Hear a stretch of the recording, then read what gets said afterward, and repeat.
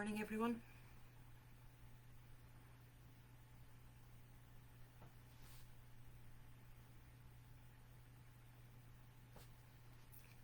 Good morning and welcome to this week's Learn with Lorna, the 128th in the series.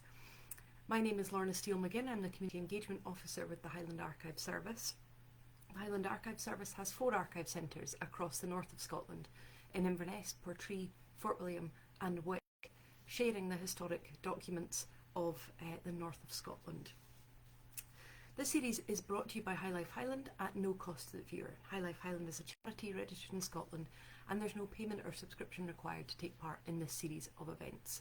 But as I always say, if you're able to donate towards our work, then we are very grateful for that, and I know that many of you have. And it's one of those things that becomes formulaic in the way you say it, the whole sort of introduction, but it really genuinely is appreciated, so thank you.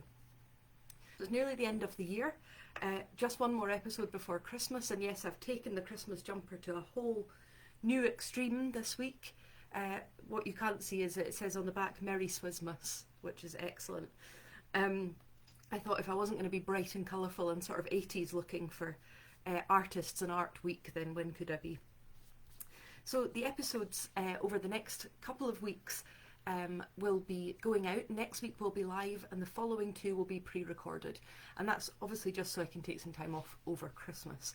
So they may not come up automatically, but they will be there and you will be able to find them, so please do look out for those on the 2 Thursdays between Christmas and New Year, and then the first one after New Year. So what are we looking at this week for episode 128? We're looking at art and artists, and it's a very visual subject, obviously, and I was very aware of that as I was putting it together. So what I'm going to do when I've finished talking is I'll post on all 4 of our Archive Centre pages a collection of art by the different people that I'm speaking about. I'm glad everyone likes the jumper. I thought, is it a bit over the top? So I'm glad you all like it. If you've got Christmas jumpers on, send me photos of them, because this is too one-sided at the moment. Okay, so anyone who knows me, and I'm aware a lot of you will not know me personally, but anyone who knows me will know I have a long-standing connection to different types of artwork.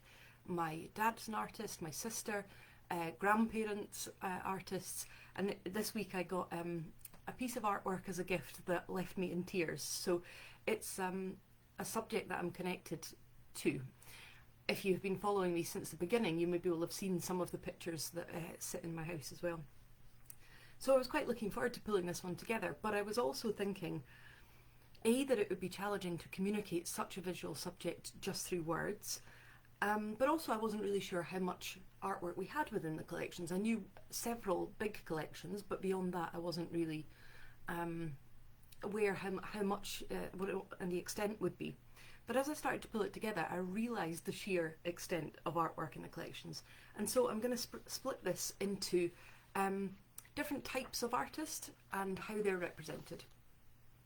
You might remember way back in episode 49 I spoke about authors in our collections, and in that episode I said that we don't usually take published material by authors, but there are exceptions. And the same is true of artwork. We don't routinely collect works of art, but sometimes we do. And I'm going to look at collections that have some pieces of artwork within them and collections that are specifically of artwork.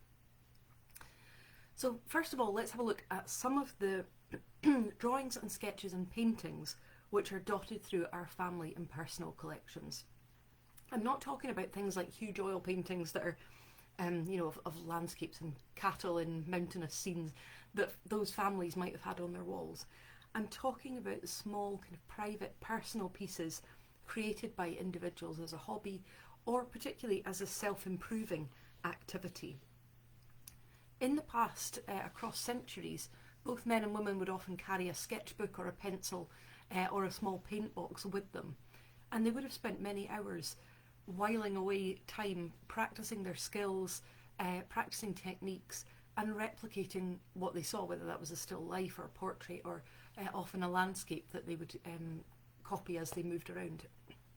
And women in particular undertook drawing as an educational hobby. So alongside learning languages, practicing their needlework, samplers and things like that, and perfecting a musical instrument. These were all things that were seen to be kind of worthwhile skill sets, a useful way to occupy your time and to be accomplished in something. And so this kind of hobby artwork can be seen in many of the collections that we hold across our archive centres. An example of this is from D1249, the Sage Sutherland collection. Now, the Sage Sutherland collection is so called because there is representation of both the Sage family and the Sutherland family who married into each other. So unlike the Fraser Tytlers, this didn't become a double-barrelled surname. The collection name just represents the fact that it's got both sides of the family in it. Both the Sages and the Sutherlands are really interesting families, and I'll do a Learn with Lorna on this collection next year, I think, because it is an interesting one. And they're both produced very long lines of prominent ministers who served both in the Church of Scotland and in the Free Church of Scotland. Donald Sage in particular is still a very well-known figure in Highland history. As you might expect from this kind of family, one of the hobbies of its women was artwork. And we have sketchbooks of both Isabella Sage around the 1850s and Layla Elizabeth Sutherland. And they contain sketches of flowers and plants with all their Latin names, so again that improving thing to learn. Buildings, but also they reveal that they're not just sketching for the sheer pleasure and fun of it. It's an educational, improving activity. So Isabella's artwork, for instance, contains her handwritten notes on the rules of perspective, and this is what she writes. Rules of perspective. Number 1. Horizontal line or position of the observer's eye above or below the object. Number 2. Point of sight or position of the observer's eye to the right or left of the object placed on horizontal line. Number 3. Receding lines are drawn to a point of sight. Number 4. Parallel receding lines are drawn to the same point of sight. And I'll put that in the post I put up when I finish talking that has the image alongside those that description. And this same sort of sketching, as I said, can be seen across a huge number of our collections. I've mentioned before the lovely diary of Anne Fraser. Some of the collections I speak about are very extensive. This collection is just one volume, one diary. And Anne Fraser was a governess who taught and cared for the children of the Earl of Buchan. And the events in her diary happen in Fortrose, in Cromarty, in Strathpeffer, Edinburgh, and various other places as the family moved about. And I've shared some extracts from this diary over the last couple of years that I've been doing Learn with Lorna's, and I shared this one last Christmas, but I wanted to share it again, something that she wrote in her diary. To an absent friend by the author of no fiction. Thou art not gone, thou couldst not go. True friends can never part. Our prayer is one, our hope is one, and we are one in heart. Nor place nor time can ever divide the souls which friendship seals, but still the changing scenes of life their mutual love reveals. Body from body may be placed remote as pole from pole, but can our fleshly frailties bind the fellowship of soul? 'Tis when removed from grosser sense my spirit claims her right. My friend is often least away when absent from my sight. I think it's a lovely one for this time of year. So there's beautiful text and beautiful stories and observations made in her diaries. But alongside those pages are sketches. There's a sketch of a couple leaning into each other. There's a sketch of a stack of baskets, which I'll share afterwards, of a tree blowing in a breeze next to some water and some mountains, and all of which kind of broaden out her writing. They literally illustrate the points she's trying to make in her diary. And I've spoken before about diaries. I don't know if any of you keep them, but if you do, consider putting little sketches or drawings alongside them, because it's just so lovely in Anne Fraser's diary when you're reading something and you turn the page and she's sketched what she's trying to describe. I've mentioned that a lot of their family collections have these, and another one is the Ross of Invercarron collection, which again is full of different members of the family's sketches, different watercolours, little pieces that they've done to pass time, and I'll put some of those up as well. Now, some of the women in these collections from this date, from the 1800s onwards. And I'm not just talking about women, I will come on and talk about some men in a minute, but it's interesting, I think, the social aspect of women in art and artwork. And some of the women from these collections took their skills further. In the Arasig estate collection that we hold at Lochaber Archive Centre are the papers of Constance Charlotte Astley, who inherited the Arasig estate along with her siblings after her parents' death. Constance, just to give you a bit of a time frame, lived from 1851 to 1935. And she had a really fascinating life. You will have heard me speak about a Constance before. This is a different Constance, but no less extraordinary and unusual. And I think, again, I'll do a Learn with Lorna on Constance Astley in the new year. But for the purposes of this episode, I'm not going to tell you her whole story, just looking at her artwork. The Astley family were very much moving in the artistic world anyway. They were in with the artistic movements and circles of their time. So they were associates of William Morris, of Henry Tanworth Wells, and Henry Tanworth Wells, was friends with Rossetti and Ruskin and various others. To give you an idea of the level of those people, I'm sure William Morris you'll be familiar with, but Henry Tanworth Wells, some of his artwork is held by the British Museum, and that art sketchbook that they hold includes sketches of his time at Arasig with the Astley family. They were friends with artists and literary figures, so they were also friends with like Robert Browning, for instance. And we hold a number of Constance's journals at Lochaber Archive Centre, and these are accompanied by pencil drawings, by watercolours, and by other artwork, including test pieces in oils and ink work. So you can really get a sense of the inspiration she's gathering from these people that her family are associated with, and that she's coming away and trying to replicate and trying to experiment with different art styles. So just some of the sketches that we have alongside her journals, I've just listed them. Sky and seascapes, boats and horse-drawn carts, animals, so there are sketches of poultry, of goats, of camels, donkeys and birds. People, so she's sketching older people, babies, couples, children, ministers, crowds of people. Landscapes, stags. And I mentioned stags separate from animals because there seems to be a particular fascination, of course, in Arasig. That's not surprising. And it's stags that she sketched in common with Henry Tanworth Wells during his visits to Arasig.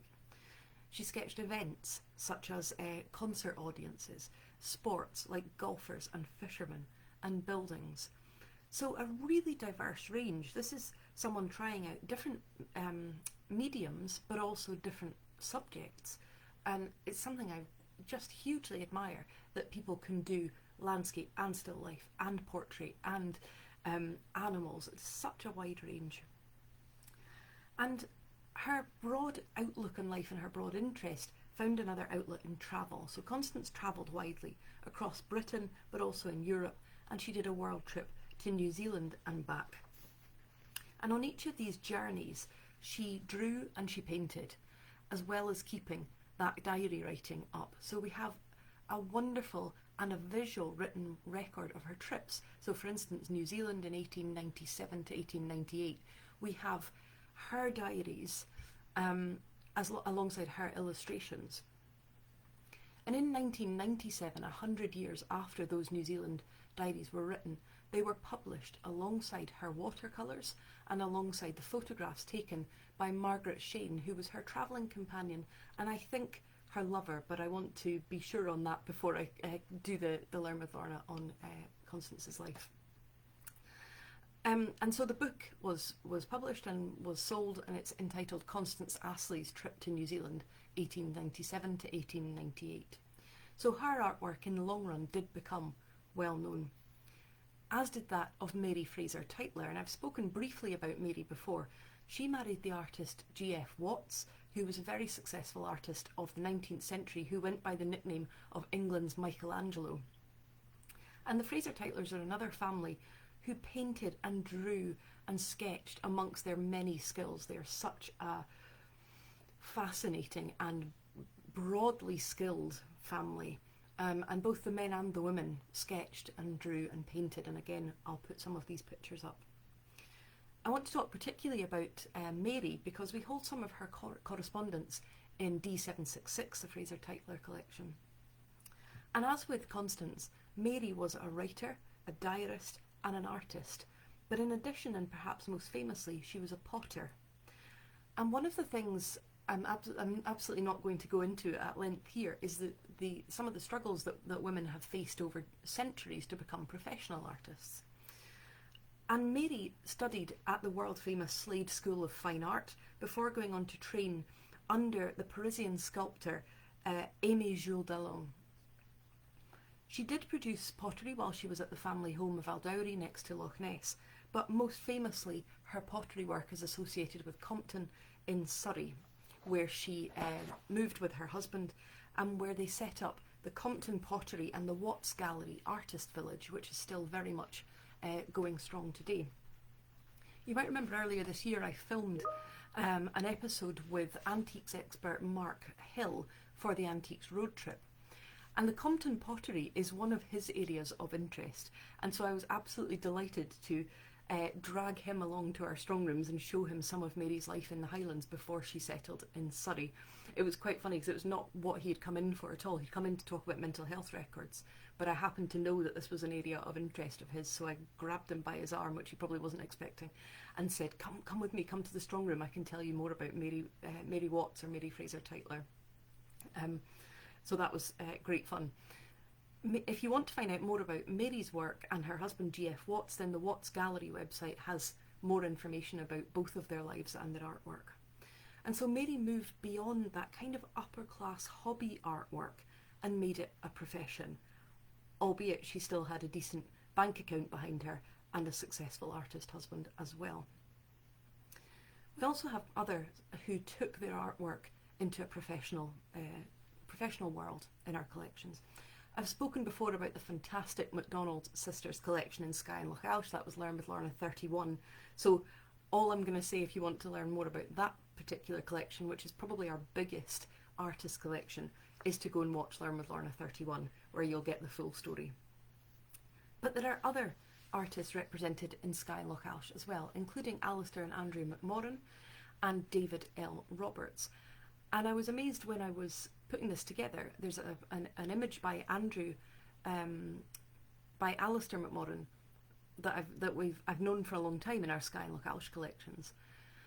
And as I was looking at it, I thought, that's really familiar. It's very similar to a piece of artwork I've got in my house that was my grandparents. And when I went down, I saw that it was done by the other twin brother. So that was really nice to have that connection into our collections.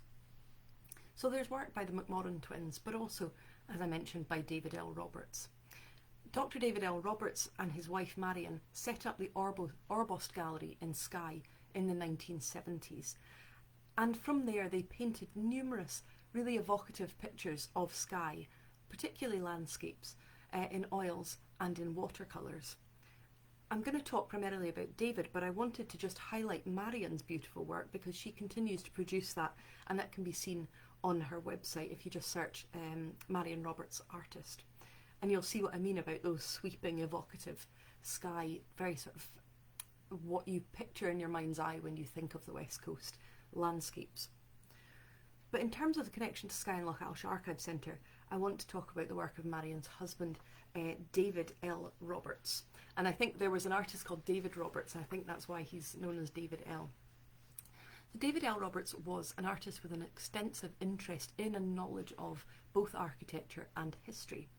And throughout his career, it seems that those various interests and talents were able to be intertwined. And he was prolific in not just in his artwork, but in teaching, in publishing, and in informing historic building reconstruction. And this is what the link is to the connection to Skye and Loch Alsh Archive Centre. In 1990-1991, Dr. Roberts and Roger Mickett, or Mikett, forgive me if I'm pronouncing that wrong, who at the time was the Highland Council Manager of Culture and Leisure Services in Skye and Loch Alsh. Together they published a book entitled The Medieval Castles of Skye and Loch Alsh, which was reproduced in 2007. And I'm sorry, Jen and other people, I feel like I'm just adding things onto your list of books that you need to go and look for. For this book, David L. Roberts created reconstruction paintings of castles in Skye and Loch Alsh. To do this, he used the physical remains, the ruins that were still remaining on site. He used any historic plans or illustrations that he could find, and also an extensive amount of research and a fair amount of educated guesswork with his knowledge in the field. And so he created a series of imagined pictures of what castles might have looked like when they were fully constructed. And these beautiful paintings were produced for Dulchas. Dulchas was the then museum service for Skye and Loch Alsh, and when the Highland Archive Service took over from Dulchas in 2009, we also took over the care of these paintings. And this is something which sets Skye and Loch Alsh Archive Centre apart. Skye and Loch Alsh does hold some large paintings and also some museum objects such as fossils and leatherwork and metalwork. And that's very unusual for an archive, but it's because it's a legacy of the story of how Skye and Loch Alsh Archive Centre came into being and that amalgamation with Dulchas. And so if you go to Skye to Portree to our archive centre, you can see big artwork. David L. Roberts passed away in 1997, but his wife Marion continues to run the gallery. In the Highland Archive Centre in Inverness too, we also have some collections that are specifically around artwork. Not the big framed pictures that Skye and Loch Alsh holds, such as the extraordinary picture of Bonnie Prince Charlie, which I might share with you from the Skye and Loch Alsh collection, but the work of artists, some artists whose drawings and etchings are rooted in the Highlands, but also rooted in our own collections, a sort of cyclical process. And I'll tell you about two of these collections before finishing with a collection that's held at Nucleus. And as I say, I'm aware this is all very visual. There will be an example of each person I've spoken about shared after the talk. The first collection I want to talk about is D1236, held in Inverness, the Freddie Tays collection. I absolutely love Freddie Tays' work. I'm partial to all the people I've spoken about, but I love Freddie Tays' work. Freddie was born in Antwerp, just outside Antwerp in Belgium, in 1937, where he went on to study at the Royal Academy of Fine Arts with a focus on life drawing and engraving. He's won various international prizes for his work from the 1960s onwards, but more regularly from the 1990s onwards. Freddie visited Scotland repeatedly, so he would come at least once a year and tour Scotland for inspiration for his beautiful and intricate engravings and copperplate etchings.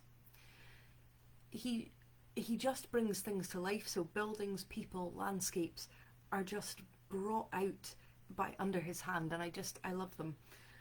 And on each trip to Scotland, Freddie comes in to visit us, and he brings us some more of his Highland related artwork. And the collections of the copperplate etchings and engravings that we hold grow. I wanted to also say that as well as us holding them, these images, there are also numerous galleries that hold Freddie's artwork, including the National Portrait Gallery in London. We have, as I say, ones predominantly related to the Highlands, including the Tolbooth, which I've spoken about so many times as the prison in Inverness, Marketbrae Steps, the Old High Church, and numerous others in Inverness, as well as wider afield. So we hold ones of the Cullen Hills, Dunvegan Castle, Talisker Bay, and others in Skye. And then Highland scenes everywhere from Dalwhinnie Distillery, which is really on our southern border of Highland, to Brora in Sutherland, a real wide range. The other artist that I wanted to talk about is another great favourite of mine, and this is the extraordinary work of Gordon Lynn. And I think the reason I'm so drawn to it again is it's another meticulous, detailed artist, and I could just look at his work for a long time. I love big oil paintings, and I love kind of dramatic landscapes and things. Not so fond of watercolours, but I think it's because I'm not a watercolour kind of personality. But I love these big colourful pictures, but also this beautiful, simple, and I mean simple in the nicest way, uncomplicated to look at line drawings, of detail and meticulous work. Gordon's work is different from all the other artists that I have spoken about so far for a few reasons. His is the only work which uses our collections in its creation process. Gordon's artwork is produced through looking at our collections and other historic sources. Gordon, although I have met, I've met Freddie a couple of times. Gordon is the only one of the artists I've mentioned that I've met very regularly. I know Gordon fairly well. I've watched the process of him researching in order to create his artwork. He comes in regularly, and I have got documents out for him to use in the creation of his artwork, so I feel like I've been part of the story of how he's created these. Now, you might think if Gordon's using our collections for inspiration, that he's using them to get stories for ideas that to translate into creative artwork, but it's not that. Gordon, to trade, is a draftsman, a civil engineer, and he's based in the Highlands, and he uses the specific collections for a specific purpose. At Hark we hold a large collection of Dean of Guild plans. Now, the Dean of Guild for centuries had the authority in the boroughs to approve building construction, and so many of the buildings built within the borough boundaries would have had plans submitted to the Dean of Guild. They're part of our local authority records, and they're collected together under R65 / the street name. So you might have R65 Castle Street, R65 High Street, for instance. And Gordon is painstakingly going through all of these dozens and dozens of boxes of envelopes of dozens of plans for whichever street he's currently working on, taking measurements from the plans, taking notes, getting an image of what if there's a frontage of the building. He's then combining that with research into old photographs and on-location measurements of the street, so he will also go to the street and measure the space, all with a view to then creating intricate line drawings that capture a composite image of the street at a certain point in time, entirely to scale. It's quite an unbelievable undertaking, and the results are stunning, and Gordon, like Freddie, then deposits these collections with us. It's always a joy to receive Gordon's annual Christmas card with one of his drawings on the front. This year it showed Church Street and the old High Church. So yes, some real varied types of artwork here, whether that's a hobby, a person doing watercolour sketching in a field, whether it's someone pencil sketching in their diary, people travelling to New Zealand and recording what they're seeing, Mary Watts with her pottery, and Freddie and Gordon with their beautiful, I don't want to say the word intricate again, but really observed detail.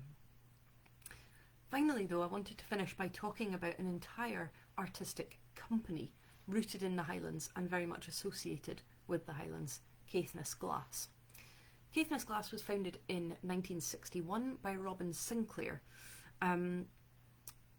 Sorry, Lily, I'm seeing your question. Gordon Lynn is the artist name, Lynn.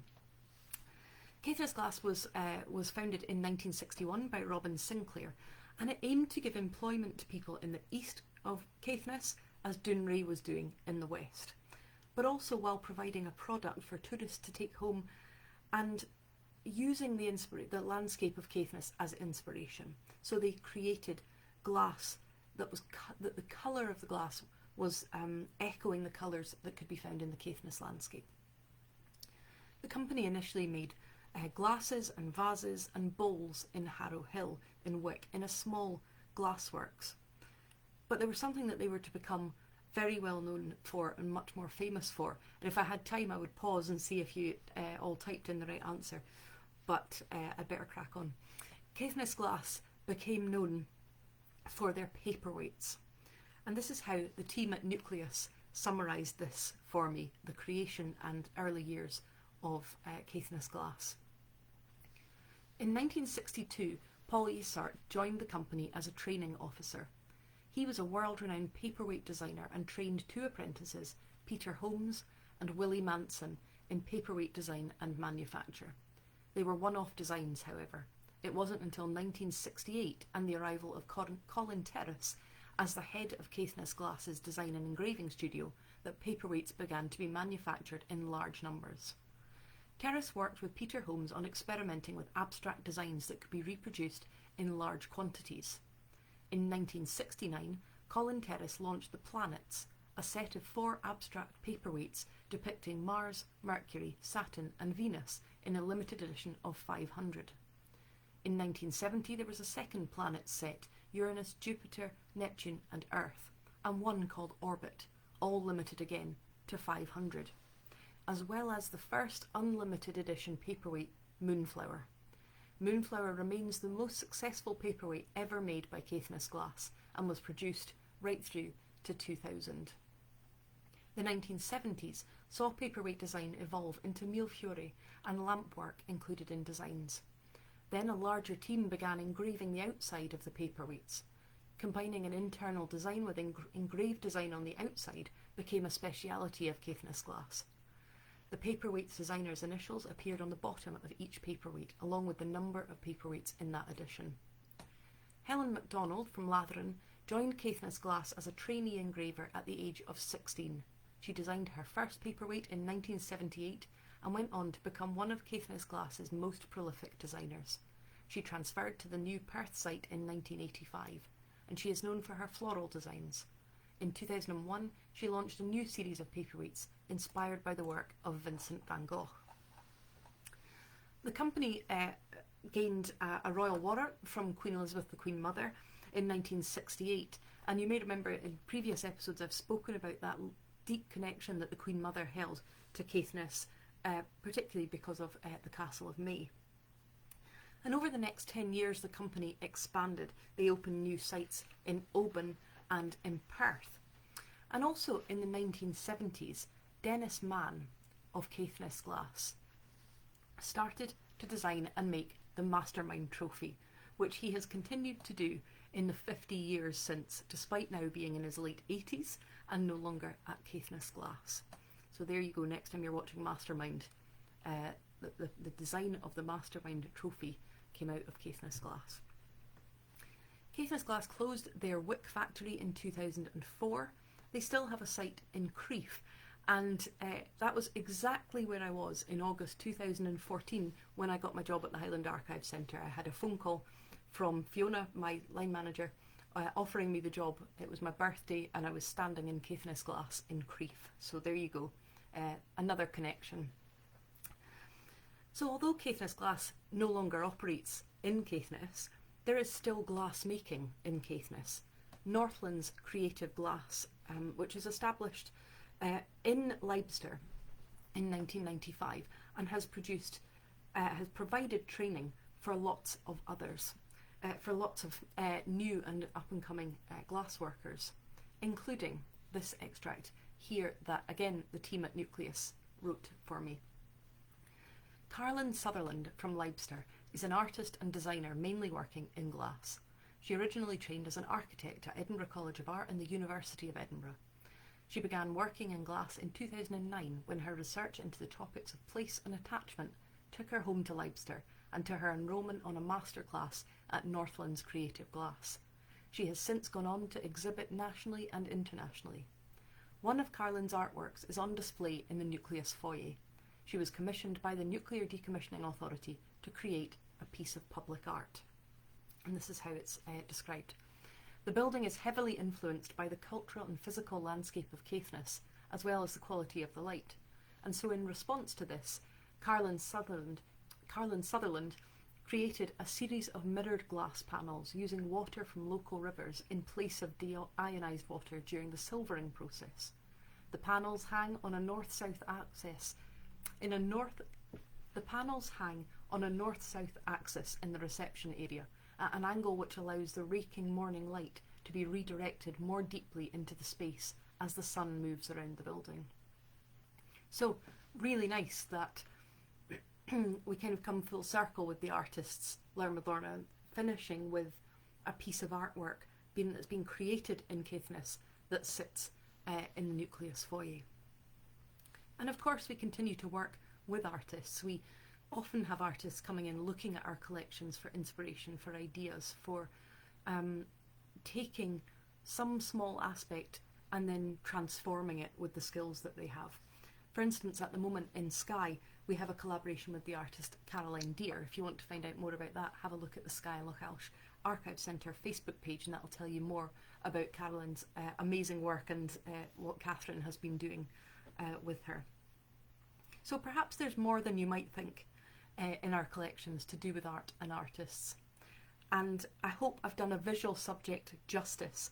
In the next 5 minutes or so, I will upload across all 4 pages some examples from the artists that I've been speaking about. So I hope that you can have a look at that and let me know what your thoughts are on them, and I'll pick up your comments. I hope you can join me next week. Next week I'll be looking at the Mabel Love collection. If you Google Mabel Love, you'll get to see an image of who I'm going to be talking about. Quite a striking looking lady. So I hope you can join me next week, and I hope you have enjoyed this week. And this series is brought to you by High Life Highland at no cost to the viewer. High Life Highland is a charity registered in Scotland, and there's no payment or subscription required to take part in this series of events. If you're able to donate towards our work, then we're very grateful for that. Thank you for all your lovely comments, and I will see you next week. Thank you.